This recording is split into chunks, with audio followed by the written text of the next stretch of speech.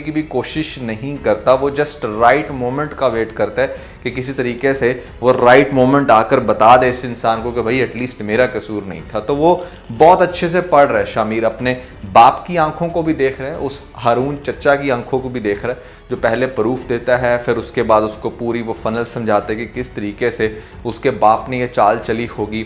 और फिर मुझे समझ नहीं आती कि हमेशा इस सुखैना की माँ को डाल दी जाता है वेरी अनसीरियस कैरेक्टर। वो मोमेंट आ ही गया जिसका एटलीस्ट मुझे बेताबी से इंतजार था कि इश्क मुर्शिद ड्रामे का एंड हो जाए। तो नेक्स्ट यार अच्छा ड्रामा थी वैसे, इश्क मुर्शिद होगी, बड़ा लेवल ड्रामा थी। एपिसोड में अब एग्जैक्टली क्या होने वाला है आज इस वीडियो के अंदर आपको एक एक सीन करके बताने वाला हूँ कि भैया क्या देखने को मिलेगा, किस तरीके से ड्रामा लास्ट एपिसोड होगा। तो काफी लास्ट आएगी होने वाली है, लेकिन उससे पहले मैं आप लोगों के लिए यहाँ अमेजिंग में आपको लिंक मिल जाएगा, अभी जाएं अपनी मर्जी का डेकोर खरीदने के बाद हमें अपना फीडबैक देना मत भूलिए। बाय दी वेबसाइट सो एक बड़ी कमाल की टेक्निक है, ये मैं भी अपने ऑफिस टाइम में अपनाता था जब मैं ये जानना चाहता था कि दिंदा ना ड्रामे दे और किसकी रिएक्शन ਇਹਦੇ ਤੇ ਕਰਾਂਗੇ तरफ से पॉलिटिक्स हो रही है।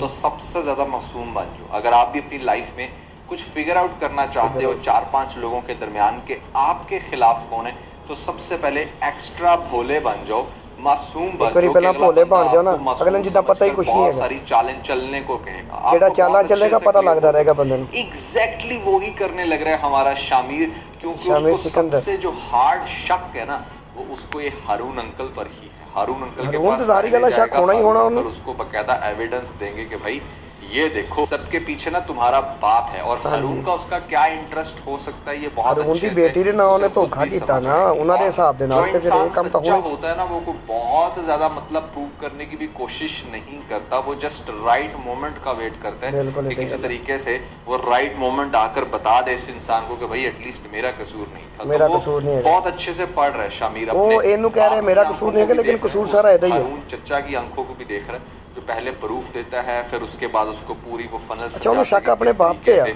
उसके बाप ने ये चाल चली होगी।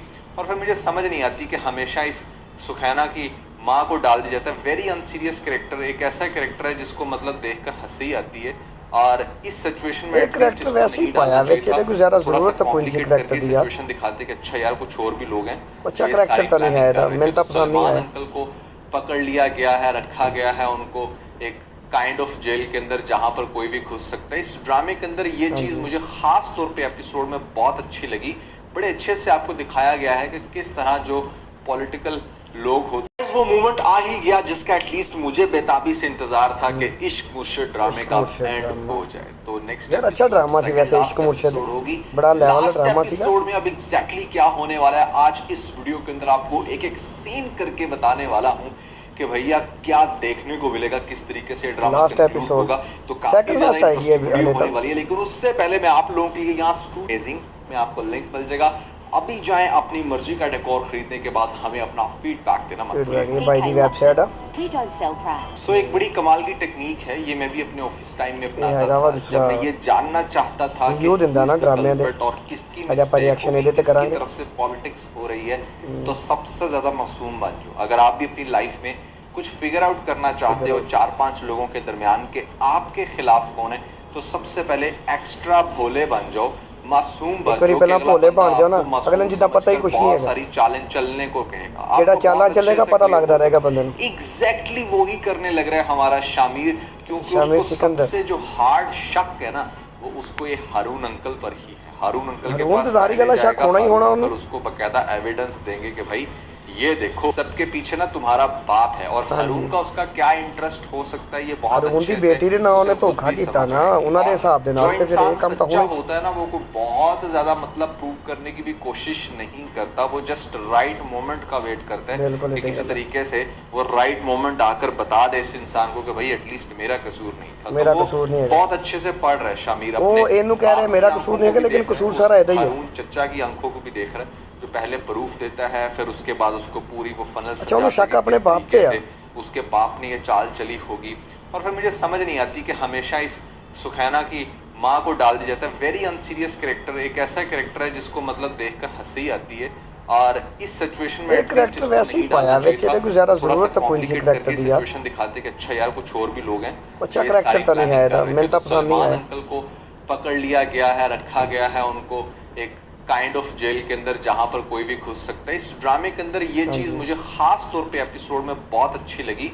बड़े अच्छे से आपको दिखाया गया है कि किस तरह जो पॉलिटिकल लोग होते हैं वो एक दूसरे के ऊपर एलिगेशंस लगाते हैं, कैसे लगाते हैं, पूरा सिनेरियो बनाकर अच्छे पॉलिटिशियन करते हैं कुछ ने सारा कुछ बिठा देते हैं। ये चीजें ज्यादा दिखाई गई इस ड्रामे के अंदर। Definitely figure out. सो इस तरह के बहुत सारे फेक एलिगेशंस लगते हैं और सम टाइम तो वो इंसान अगर शरीफ हो सुलेमान की तरह तो वो फिर अपनी जान से भी जाता है, खुदकुशी कर लेता है। तो नेक्स्ट शरीफ बंदे दी भाई पॉलिटिक्स दे विच कोई जगह नहीं है। मोमेंट होगा वो ये कि ये जो सुलेमान अंकल हैं ये खुदकुशी कर लेंगे, ये अपनी जान से जाएंगे। इससे पहले कि जो हमारा शामिर है वो कुछ कर पाता, वो बड़ा एक सेंसिबल बात कर रहे हैं, लेटेस्ट एपिसोड में समझाने की कोशिश कर रहा है शिप्रा को। बट शिप्रा तो डेफिनेटली उसका डायरेक्ट बाप है, वो इमोशनल अपनी जगह, वो भी ठीक है, उन्हें इमोशनल होना ही है हजारी वाला बाप से।